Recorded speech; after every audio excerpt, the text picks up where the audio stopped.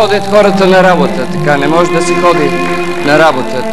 Това не е този инструмент. Този инструмент звучи много по-ниско звучи. Този инструмент няма солови изпълнения, специално писани за този инструмент. Всички, които ги пишат тези произведения, са бивши контрабасисти, които пишат солово за контрабас. Някой да е чувал композитора Йохан Шпергер, Дитер Сдорф, Косевицки, Симандъл, Хотел Ван Халото, Гайер, Хофмайстер, Отмар Клозе. Никой свестен композитор не пише специално за този инструмент. Не съм прав.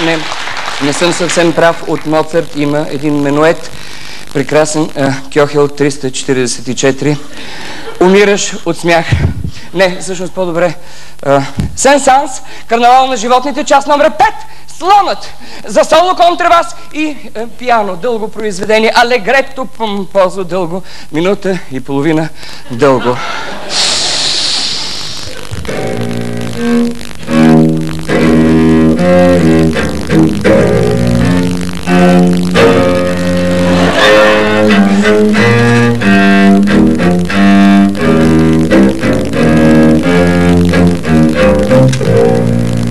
Умираш от смях. И сега мислите, че всъщност за какво съм тук? Даже Уди Алън онзи ден помисля, че са му се обадили да се върне наградата. Всъщност аз съм много засрамен от своето неприлично поведение през последната година, когато бях носител на тази награда, и аз наистина я нося и ще я оставя тук за бъдещия и носител, защото всички се интересуват, цялата културна общественост, как пие толкова бира, а не как свира на контрабас.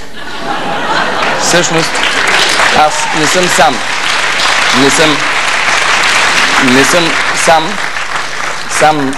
Никога не съм бил сам и продължавам да не бъда сам. Не съм сам наистина.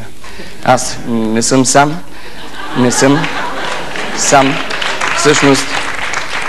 Всъщност... Валентине, кажи им истината, те ще те разберат.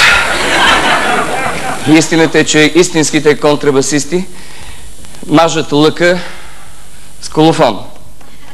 Това правят истинските контрабасисти. Аз мажа лъка с сапун. И когато го прокарвам по струните, нищо не се чува. Ето, моля, вижте. Всъщност това го прави някой друг. Слав Бистрев.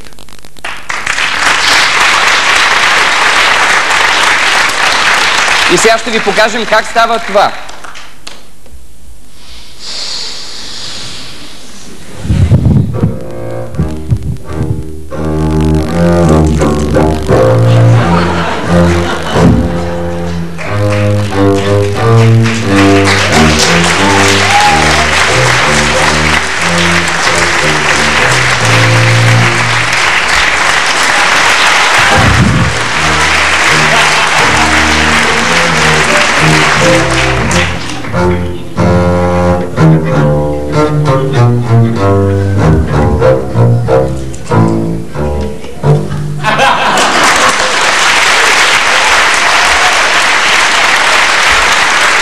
Честит празник на всички!